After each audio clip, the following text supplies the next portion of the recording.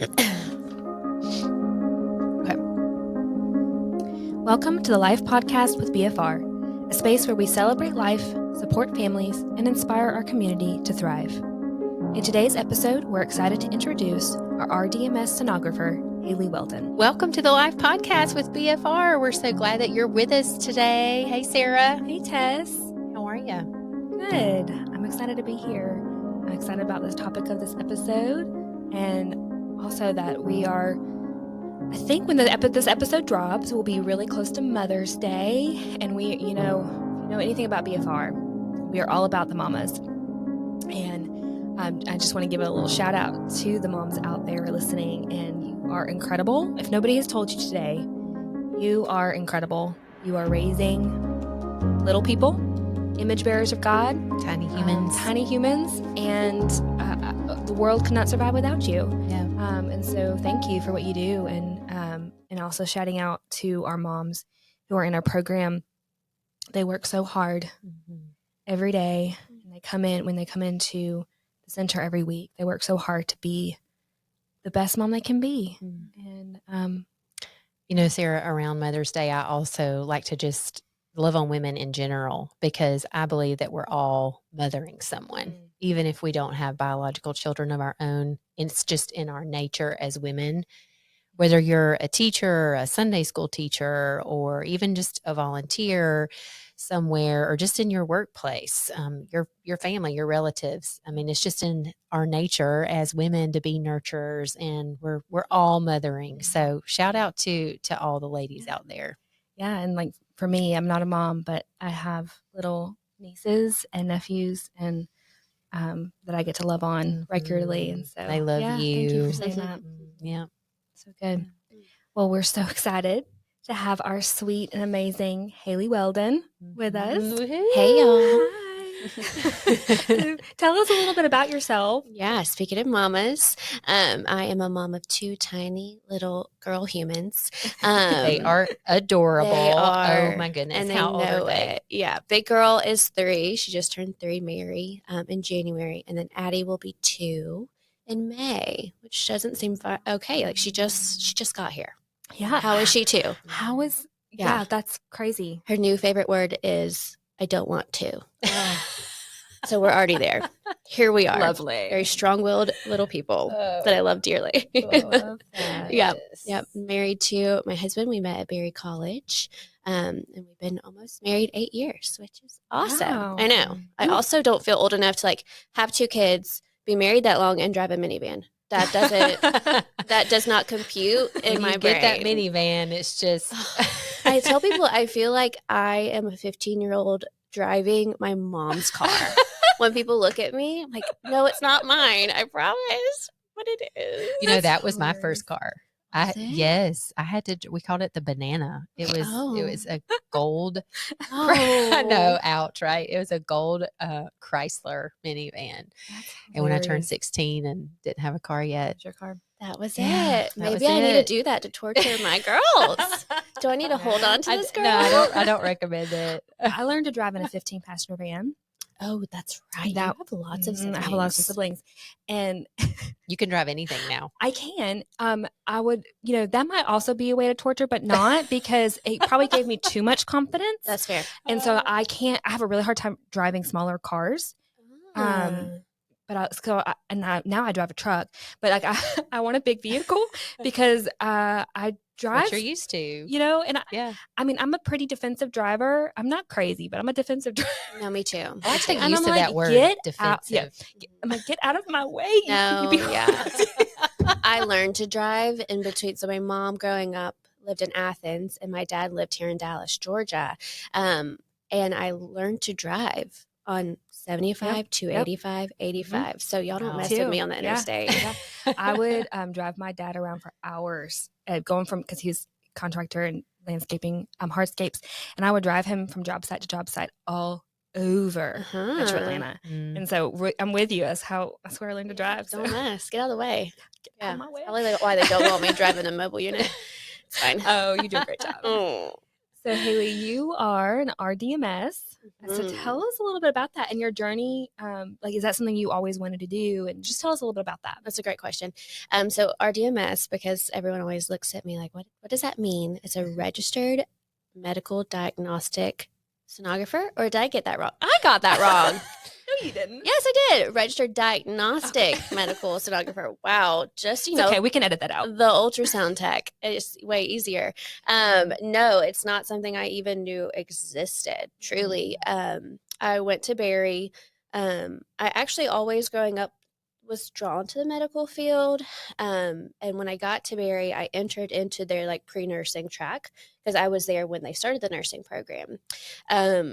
But quickly got into like bio 111 and, like made my first B ever and was like, I cannot do this. I cannot do this.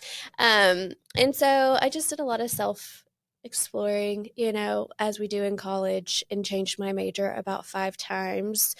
Shout out to all you girls who don't know what you want to be when you grow up. Neither did I. That was me. Still don't. Right? It will still evolve. And so I got a business degree from Barry. I know that. Yeah. I entered the corporate world outside after I graduated, moved to Atlanta, did the corporate thing, knew day one I did not belong. I had interned there and everything, but I think once the reality set in, I was like, wait a minute, no. And so, life happens and I switched jobs, still in the corporate world. And then we moved to South Carolina. My husband got a really cool opportunity in Greenville, South Carolina. So we moved there shortly after we got married. And the Lord was just like really working on me. I can remember people who are familiar with Rome, we would take a lot of walks in East Rome because there's just beautiful houses out there. And I can remember us walking up the street one day and I told me this. I was like, I know the Lord is calling me towards something. I almost feel like he's preparing me, but I have no idea what it is. And it took years for me to really figure that out. But really, the Lord was just pressing me to keep discovering what is it. And so I was praying about it. I did not want to go back to like a lot of school. I love school. I actually would, but you do have to pay the bills. And so I was like, what can I do in the medical field that's not going to require a whole lot of time? And so I had basically like Googled that. And that week, an ultrasound program had popped up and I was like, I didn't even know that was somebody's job. I thought like you did x-ray and CT and you did ultrasounds. I didn't realize that was, I don't know, it was just so unfamiliar. And so I researched it and then we had just started going to a church in Fountain Inn. Such a good church, and I put myself out there for the first time to volunteer at their like downtown family night at like the downtown square and like making snow cones for the community. And I got partnered with this sweet lady named Amy, and I spent the entire hour just like telling her all the things. I'm so like lost. I don't know what I want to do. And she was so encouraging and so helpful. The pastor was there and he was talking to me about like vocation and calling and the different, we just had this beautiful conversation. And towards the end, I looked at Amy and I was like, I am so rude. We have spent an hour talking about me. What do you do? Like, what's your story? And she was like, well, I do ultrasound. I was like, what? No way. And so I literally like dropped everything, went to the technical college, applied that weekend, started classes 2 weeks later. Wow. And she ended up being my clinical instructor, which is just really cool. So cool. But even, I did like the general ultrasound in a hospital setting, loved it so much. But we got called back to Atlanta about 3 years ago. My husband's job had an opportunity for him in Atlanta, and this is where all our people are. And so I was pregnant with my first at the time. So we were like, yes, let's go be with people who can help us. And it wasn't until I walked into BFR that I then realized like, oh, this is what you wanted me to do, which is just really cool. So what actually got you to BFR then? So funny. So I've never heard of BFR. That's what we're doing our Ys in Devo, and it's not been my turn yet, but it's like I did not pursue this. The Lord pursued this for me, which is just really beautiful. Yes, it is. But like I said, I was super pregnant with Mary, and I was with Cindy Obar, and we were going to Hobby Lobby to buy decorations to decorate the church for Christmas. And I was just talking to her about, like, it's really hard to move when as an adult and make new friends and find community. Like, I was leaving all my girlfriends in Greenville, and that was really hard for me. And she told me, she was like, have you ever heard of BFR? Like, I think it would be a great place for you to volunteer. Like, you'd meet like-minded people.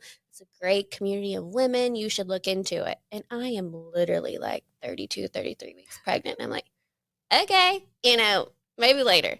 That night, she sent me a text with the link that they were looking for a sonographer that same very day. And so I just shot an email off to Rachel, and literally here I am. Wow. Isn't that crazy? That is crazy. And now she works with us. I know. I was just about to say, the funny part about that is just not even a year ago, Sweet Cindy started working with us as well. So Lord's doing something. He is. Right. Always. Yeah. I mean, it's always such a cool common thread with really all of our staff of that the Lord brought us to BFR. I love the way you worded that. Yeah. He brought me. He pursued this for me. Yeah. And I didn't know. My prayer always was, and it still is, but when I was really floundering on, Lord, what do you want me to do with my life? I always said, I want to be able to leave work every day and close my eyes and actually see the faces of the women or the people that I got to touch that day. And I couldn't ask for a better way to do that than this. Truly. That's really amazing. So good. Well, that is a perfect way to kind of, for you to open the door and tell us about exactly what you do at BFR. Yeah. So tell us about how you see those faces every day. I see different faces. So yes, I do the ultrasound. So when a woman comes into the clinic, we do a pregnancy test. If she is pregnant, we do an ultrasound. And so that's my job. So they get to come to my room. And it's just a really remarkable environment. No matter where the woman is in her pregnancy journey and her decision, that room is sacred. I think it's just like holy ground in there, because there's a lot of life in that room, right? No matter how you feel about it, it's hard to explain. And so they come into my room and we do the ultrasound. And, just like if you've ever been in an ultrasound, in an OB office, we have the screen up. She's seeing what we're doing. And my favorite part is being able to educate her no matter what. Like, this is your body. These are all the things you should know about your reproductive system. Even let me spend this time educating you.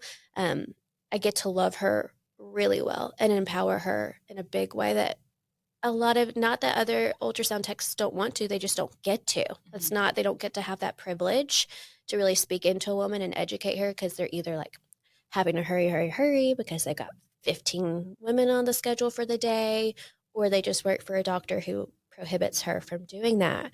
And so it's a very unique environment where I get to do the ultrasound. We're limited ultrasound in our clinic, and so we're looking for 3 very specific things. First, are you pregnant inside your uterus, where you should be? First eliminating any threat to the mom, making sure it's not in a tube or in an ovary. We want to make sure she's okay. So that's step 1. Step 2 is to figure out how far along she is in her pregnancy. And that's measured once you can see a gestational sac. And so, sometimes we are doing ultrasounds in our clinic where she's only 5 weeks or less. And so sometimes all I'm doing is measuring the fluid in her gestational sac. And other times I'm measuring a 20-week baby because, surprise, you're super pregnant.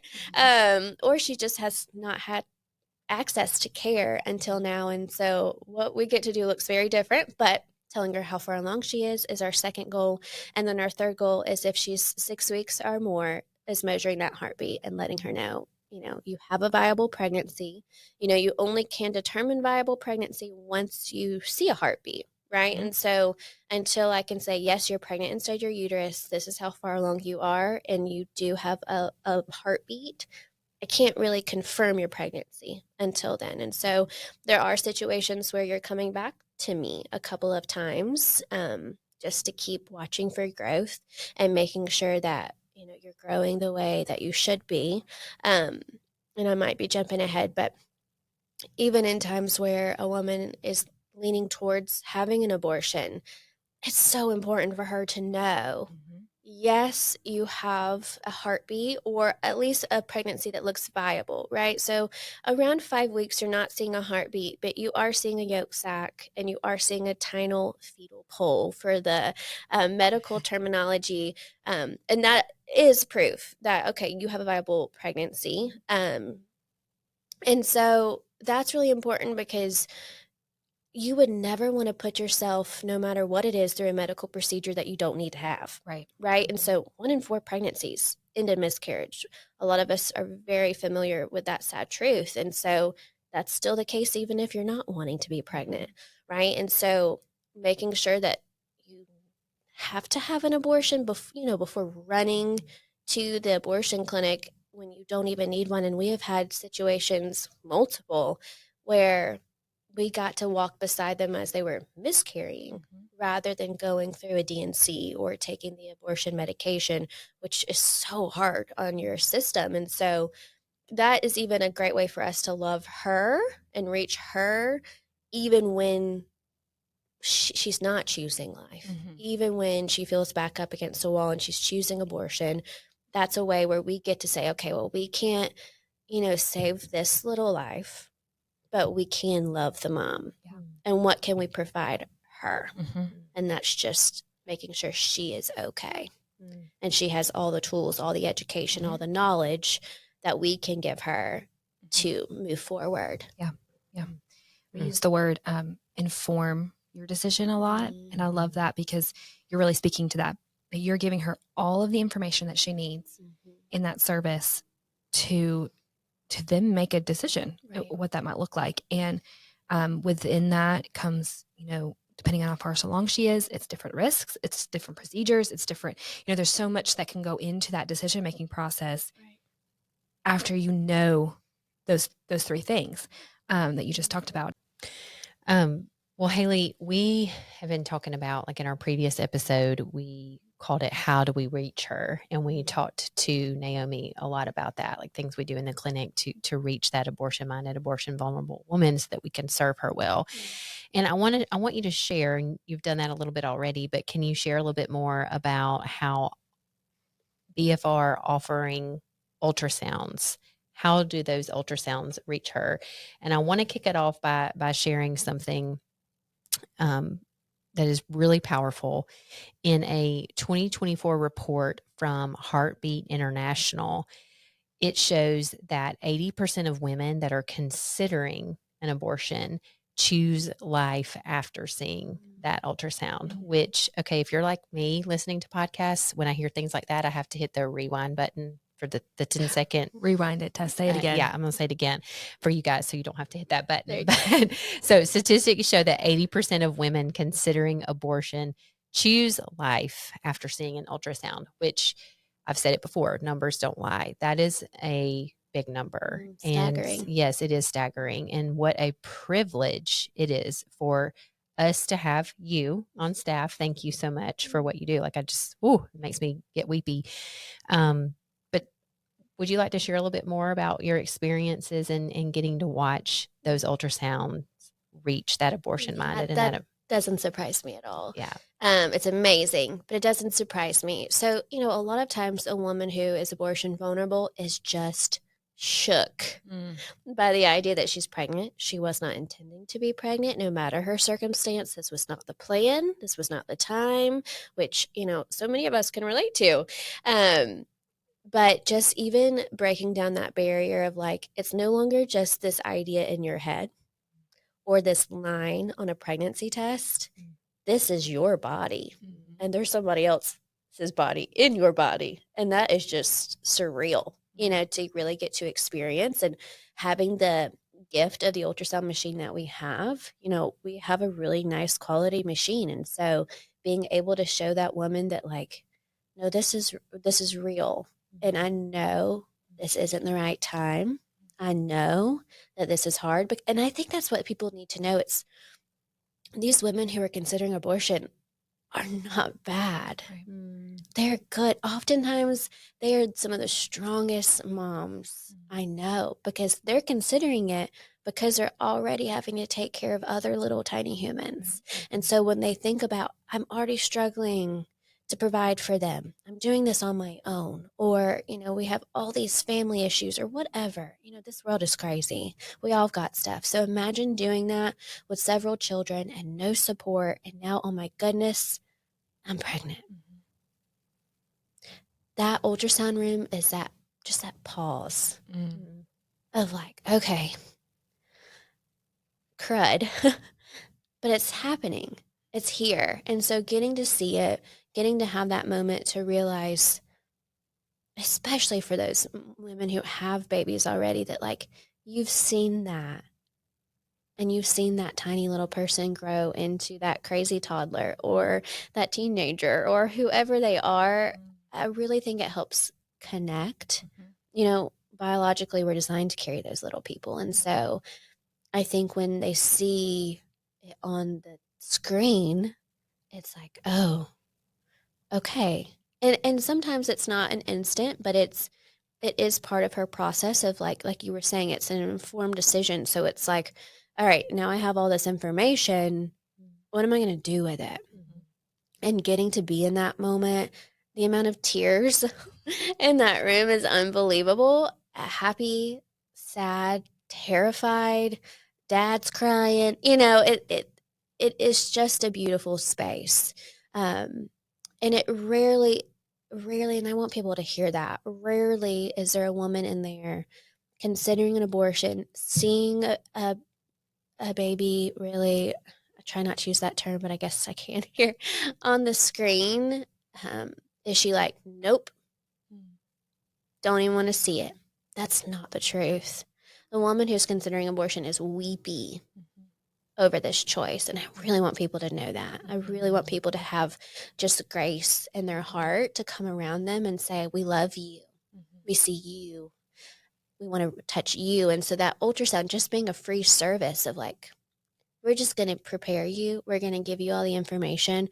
We're going to hold your hand. And I don't know that everyone knows that, but if we have a client who does choose to have an abortion, we'll even welcome her back after her abortion.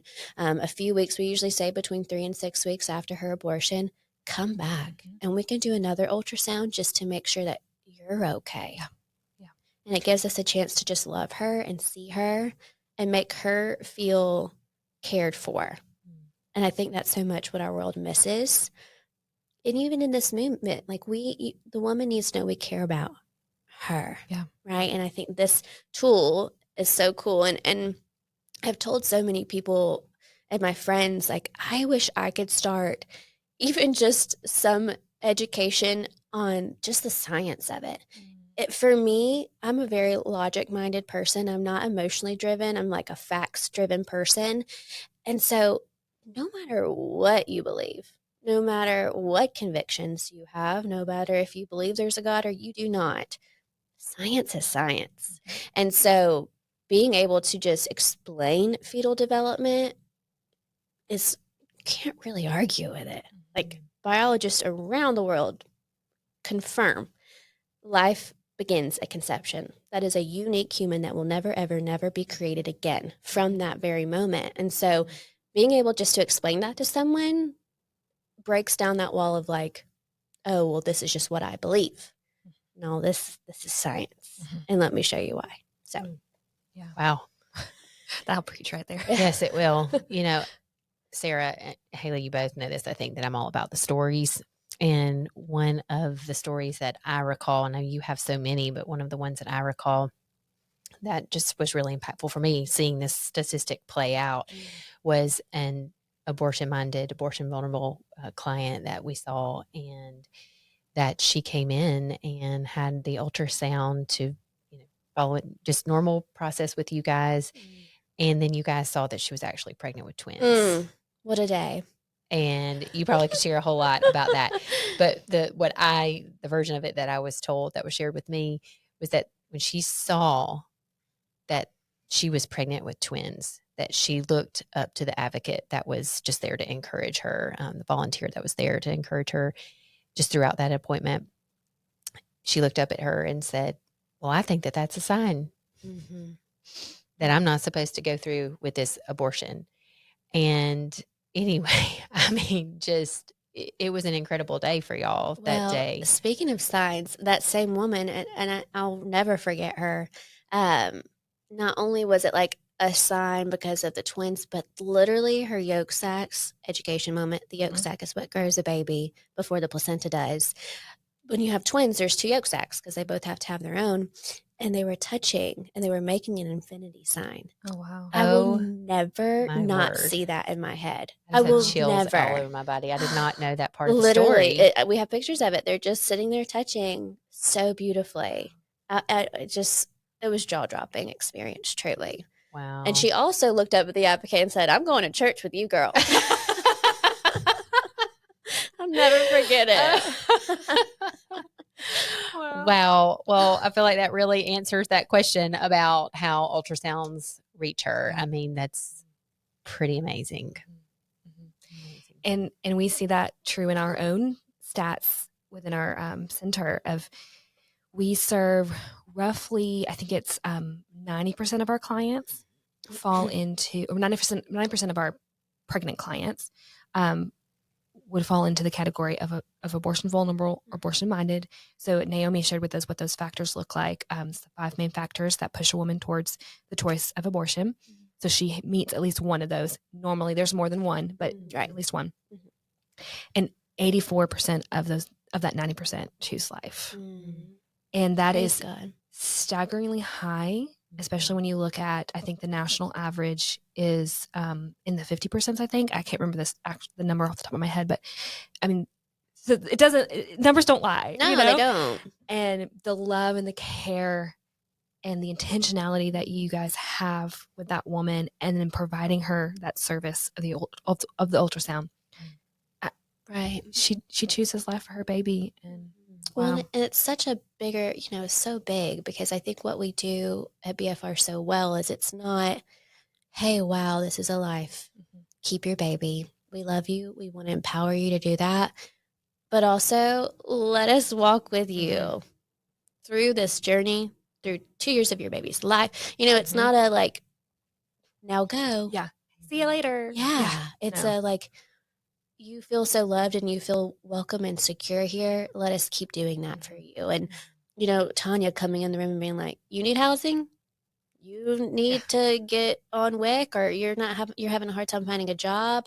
What's that barrier? Let's cross it. So I think that's what gives me so much hope and purpose in what we do is it's not just that there's not a stop. There's really never a stop. It is a total journey that we get to walk with the families, the mom, maybe the dad, just to say, we've got you, and it's cool that it sometimes gets to start in my room. Yeah. It's beautiful. Love that. And I started saying this, I think last year, but I think what's so beautiful about that room is that you're literally seeing the first glimpses of life. And so we've titled this episode that, but how does that impact you personally? That's the hard part, I think, sometimes. And, I also have the privilege of training some of our nurses to do ultrasound. And that's something we talk about a lot. Because even, like I was saying, when you just see a positive pregnancy or test, you're like, okay, you're pregnant. But then you see that baby. And you can't separate it anymore. And I think that's, for me, that's the hard part of my job when I know that she's still choosing abortion. I've seen that baby. And so it's hard, but it's also, I've seen that baby. That baby has been seen, and just getting that small chance to love and pray. I have to have peace that I'll see that baby again, and I think that's where in our mission, you and the Lord got to be on speed dial because there are days where it's really hard for me. It's really hard for me to then go home and see my girls and think, wow, there's no one ever going to be like you. And there's no one that's ever going to be like that little baby either. And so that's really hard. I often leave and my husband will be like, you wanted to bring babies home today, didn't you? Yeah, I did. You get in this mode of like, you just want to help them see past it, because it's so, once you understand, once you get past whatever cultural opinion that's being thrown in your face all the time and really understand, based on science, again, that this is a human, this is a person. There will never be this person again. It's really hard to let it go some days. And I think that's just finding the space to be with the Lord and ask him to take that burden for me. I've often asked him to make sure I see that baby again one day when I'm in heaven. But also, as I mentioned earlier, learning to separate it, right? Like I said, if I know that she's going to the abortion clinic next week and there's nothing that, and no amount of love or support I can give her, that's going to change her mind, because her circumstances are just crazy. I mean, I can't argue with her. That is, yeah, there's so many times where there's no words to say when she explains to you her scenario. But I did get to love her. If I can't save that little life or help save that little life, I got to love her that day. And that has to be enough sometimes. Yeah. You know? Yeah. And that love that you give and that support you give has a lasting impact. And we've seen clients come back a year, 2 years later saying, hey, I met with this woman. It may not necessarily be you, Haley, but somebody in our clinic. She remembered that person who poured so much love and support into her. She wanted to come back and talk to her. Yeah. And I mean, you can't, that just right there speaks to how much you guys do see her. Absolutely. She feels very safe. Yes. And she should. There's no judgment here. No matter your decision, we care about you. Yeah. We want to walk with you. Yeah.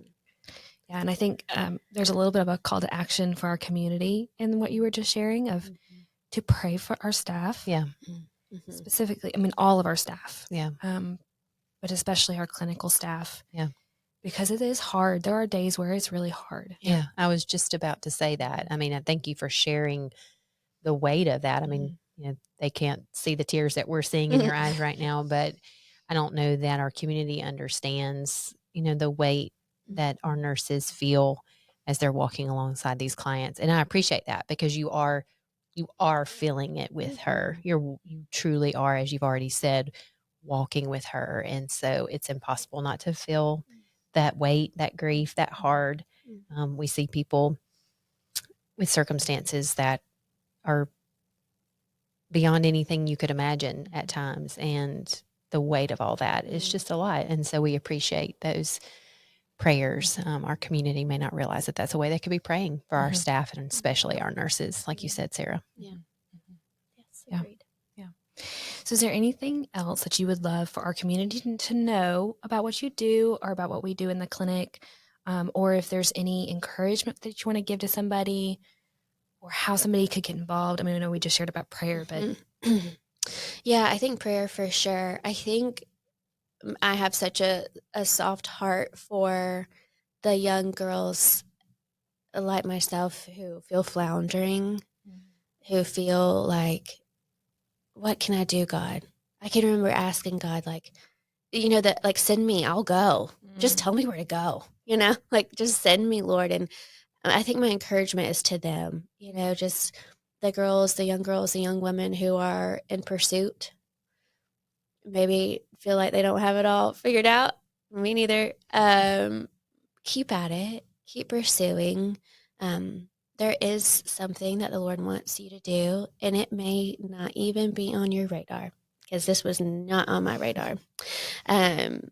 We laugh all the time that when my husband married me, he thought I'd be CEO of some big company by now. And I'm primarily at home with 2 little people and doing ultrasound for this amazing ministry. Like, life is funny. And so stay the course, remain strong, and just be in prayer and pursuit of what the Lord has for you, because it is totally beautiful. It's beautiful, even my little tiny humans at home, when I have to go into work, I'll ask them, what am I going to do today? And she'll say, you're going to help save babies. And then she'll say, and mommies.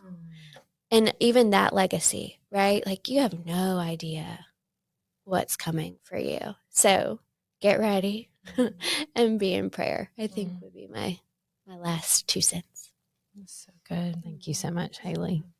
Yeah, thank you so much for spending this time with us and giving us a glimpse into your space of what you do at the center and sharing your heart. It was a pleasure. Thank you.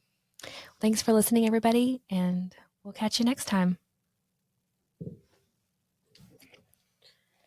Haley girl.